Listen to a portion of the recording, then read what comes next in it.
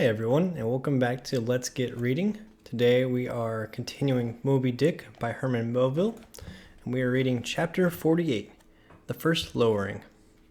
The phantoms, for so they then seemed, were flitting on the other side of the deck, and with a noiseless celerity were casting loose the tackles and bands of the boat which swung there. This boat had always been deemed one of the spare boats, though technically called the captain's, on account of its hanging from the starboard quarter. The figure that now stood by its bows was tall and swart, with one white tooth evilly protruding from its steel-like lips.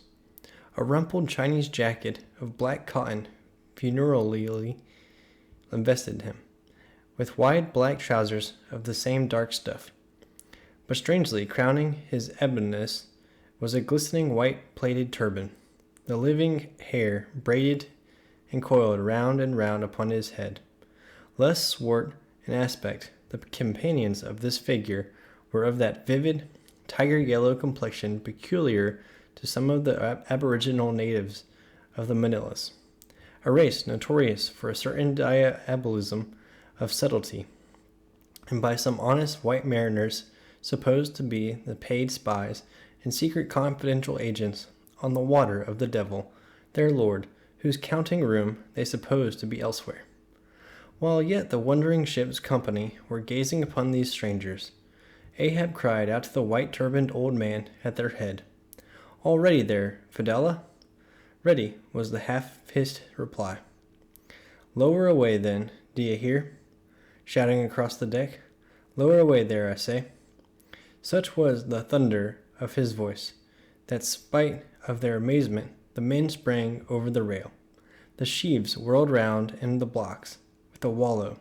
The three boats dropped into the sea, while, with a dexterous, off-handed daring, unknown in any other vocation, the sailors, goat-like, leaped down the rolling ship's side into the tossed boats below. Hardly had they pulled out from under the ship's lee, when a fourth keel, coming from the windward side, pulled round under the stern, and showed the five strangers rowing.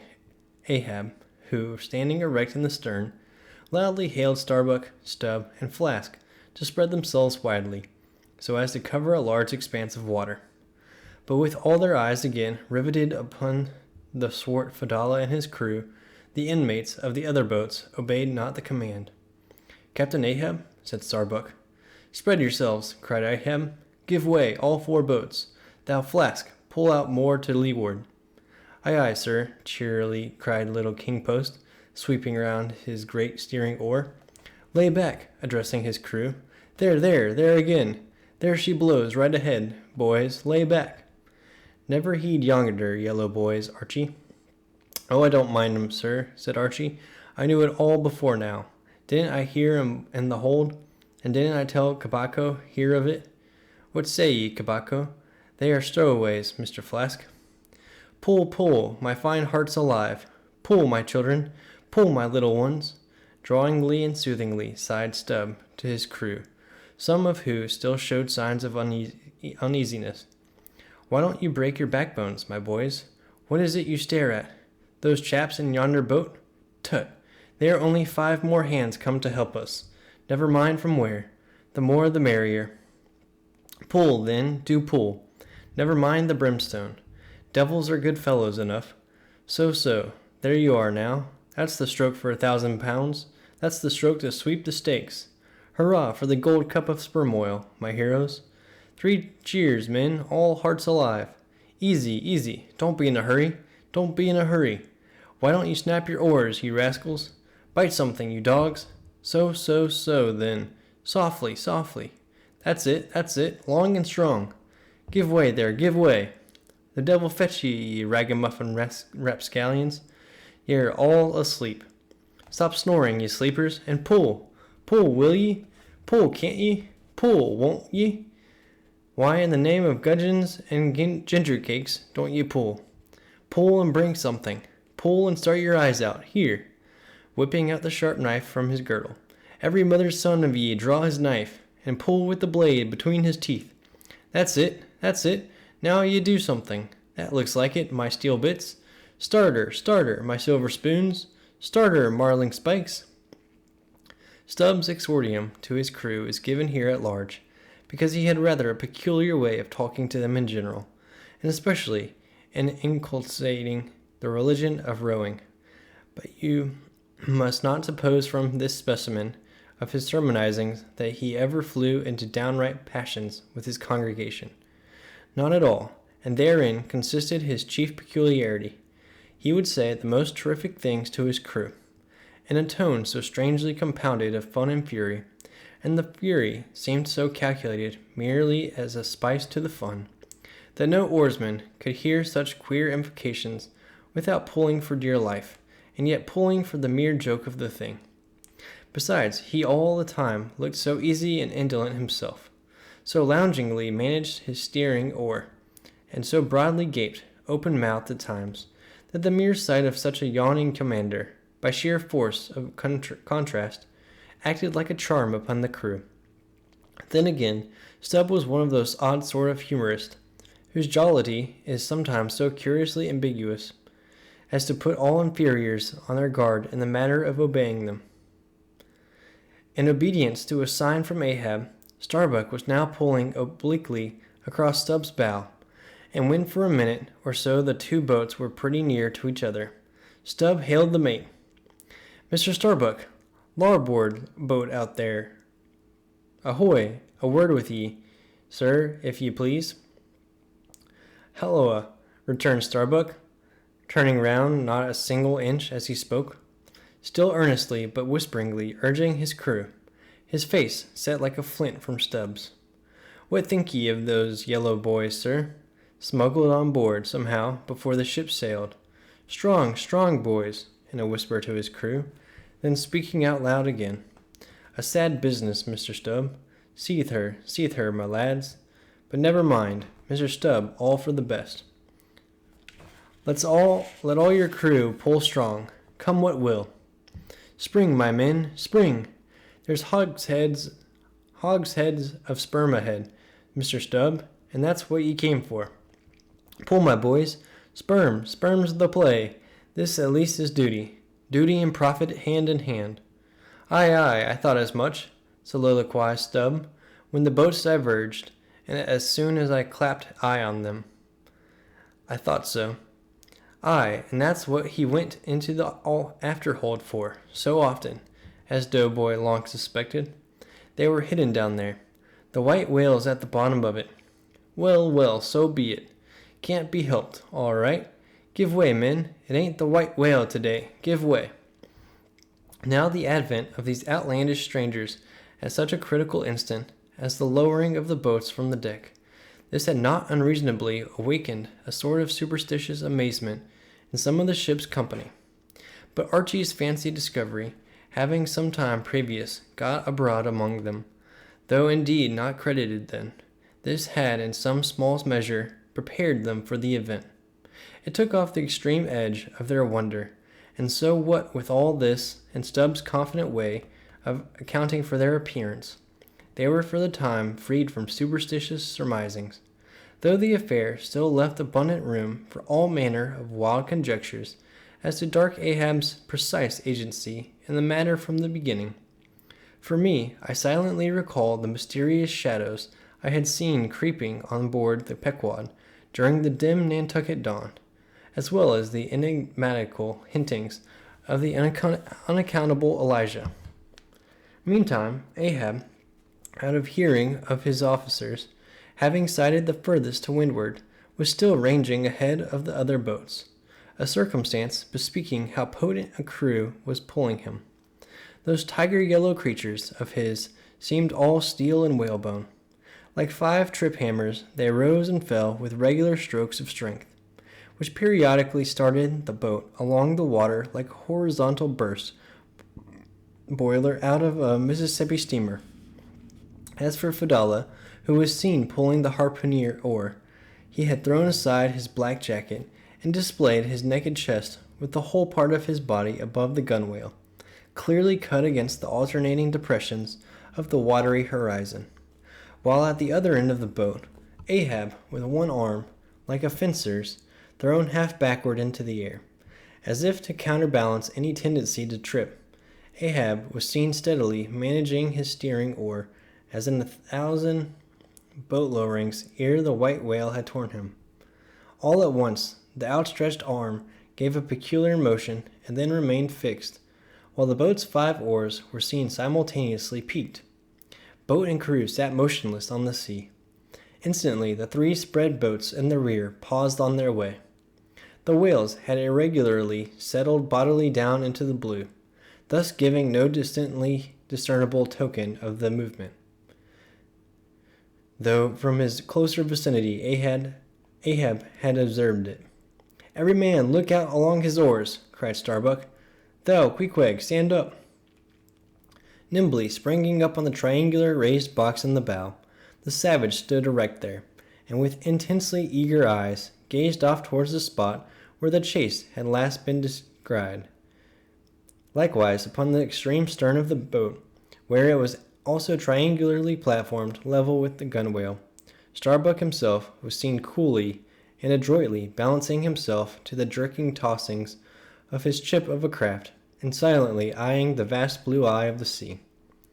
Not very far distant, Flask boat was also lying breathlessly still, its commander recklessly standing upon the top of the loggerhead, a stout sort of post rooted in the keel, and rising some 2 feet above the level of the stern platform. It is used for catching turns with the white whale line. Its top is not more spacious than the palm of a man's hand, and standing upon such a base as that, Flask seemed perched at the masthead of some ship which had sunk to all but her trucks. But Little King Post was small and short, and at the same time Little King Post was full of a large and tall ambition, so that this loggerhead standpoint of his did by no means satisfy King Post. "I can't see 3 seas off. Tip us up an oar there, and let me on to that."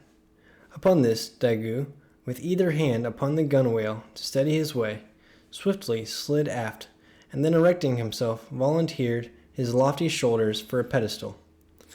"Good a masthead as any, sir. Will you mount?" "That I will, and thank ye very much, my fine fellow.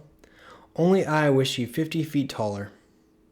Whereupon, planting his feet firmly against 2 opposite planks of the boat, the gigantic negro, stooping a little, presented his flat palm to Flask foot, and then putting Flask hand on his harsh, plumed head, and bidding him spring as he himself should toss, with one dexterous fling landed the little man high and dry on his shoulders.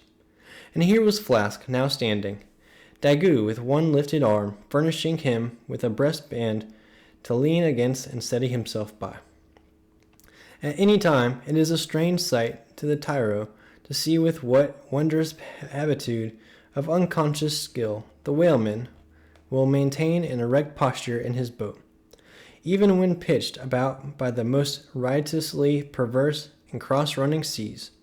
Still more strange to see him giddily perched upon the loggerhead itself, under such circumstances. But the sight of the little Flask mounted upon gigantic Daggoo was yet more curious, for sustaining himself with a cool, indifferent, easy, unthought of, barbaric majesty, the noble negro, to every roll of the sea, harmoniously rolled his fine form. On his broad back, flaxen-haired Flask seemed a snowflake. The bearer looked nobler than the rider. Though truly vivacious, tumultuous, ostentatious little Flask would now and then stamp with impatience, but not one added heave did he thereby give to the negro's lordly chest. So have I seen passion and vanity stamping the living magnanimous earth, but the earth did not alter her tides and her seasons for that. Meanwhile Stubb, the third mate, betrayed no such far-gazing solicitudes. The whales might have made one of their regular sounds, not a temporary dive from mere fright, and if that were the case, Stubb, as his wont in such cases, it seems, was resolved to solace the languishing interval with his pipe. He withdrew it from his hatband, where he always wore it aslant like a feather. He loaded it and rammed home the loading with his thumb end, but hardly had he ignited his match across the rough sandpaper of his hand, when Tashtago, his harpooner, whose eyes had been setting to windward like two fixed stars, suddenly dropped like light from his erect attitude to his seat, crying out in a quick frenzy of hurry, "Down, down all, and give way! There they are!"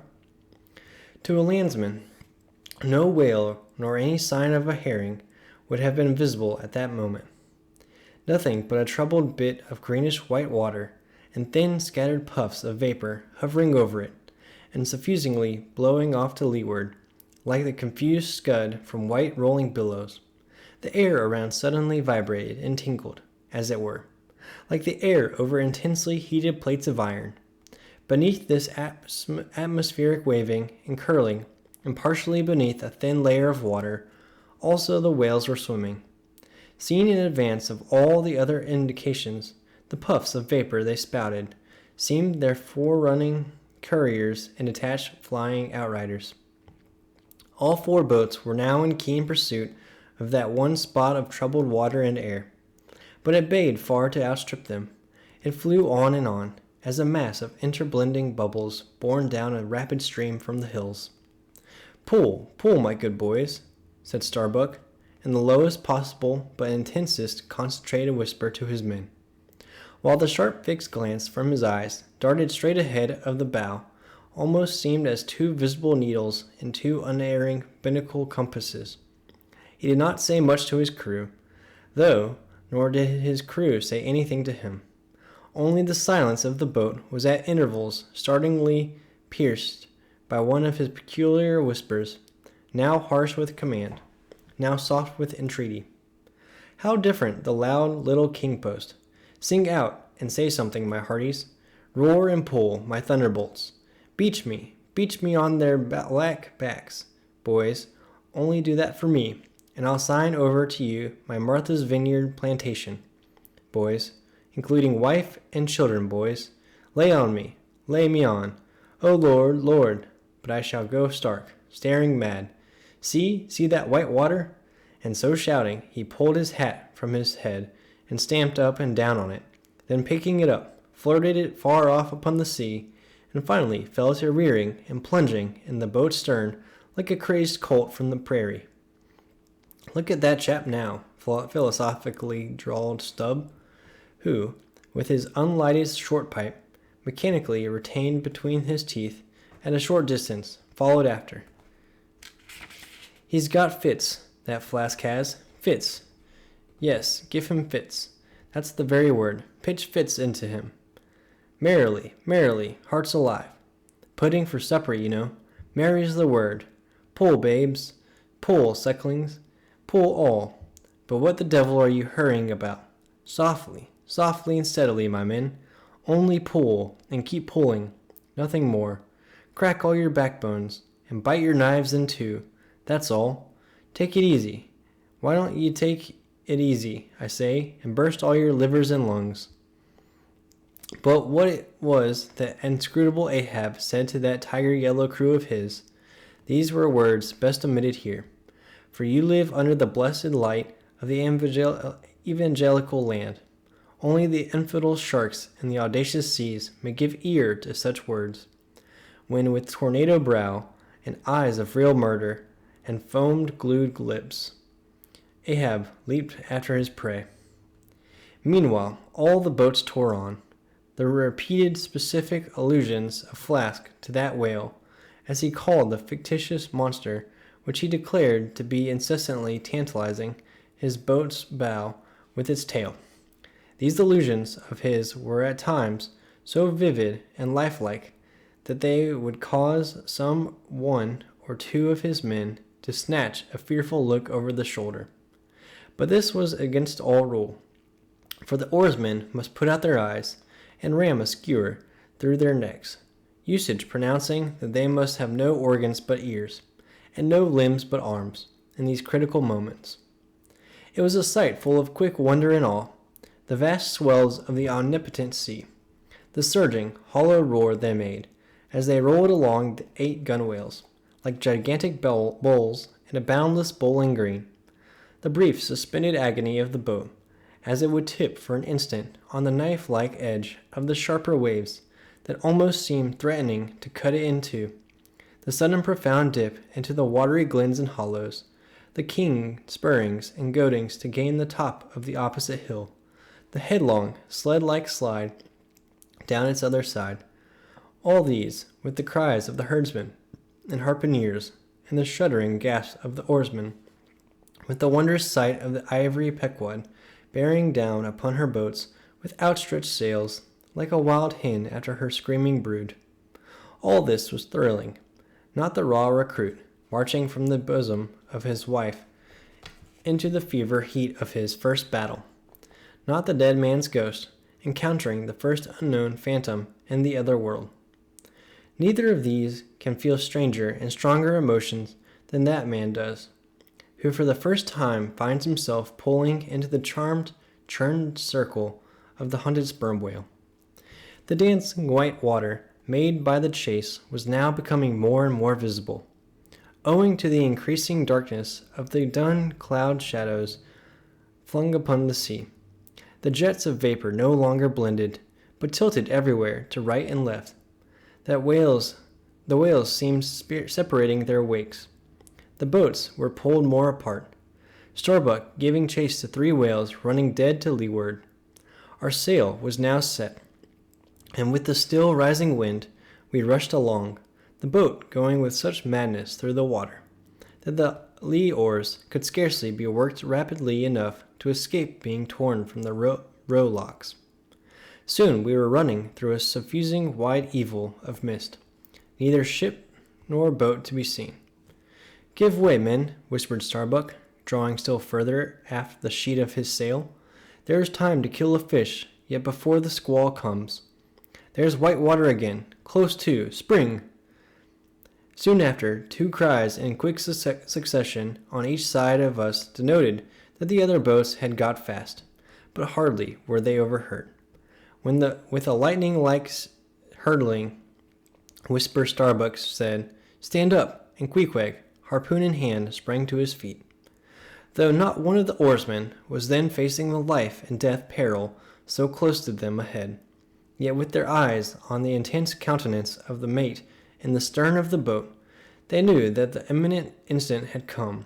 They heard, too, an enormous wallowing sound as of 50 elephants stirring in their litter. Meanwhile, the boat was still booming through the mist, the waves curling and hissing around us like the erected crest of enraged serpents. "That's his hum. There, give it to him," whispered Starbuck. A short, rushing sound leaped out of the boat. It was the darted iron of Queequeg. Then all in one welded commotion came an invisible push from astern, while forward the boat seemed striking on a ledge. The sail collapsed and exploded. A gush of scalding vapor shot up nearby.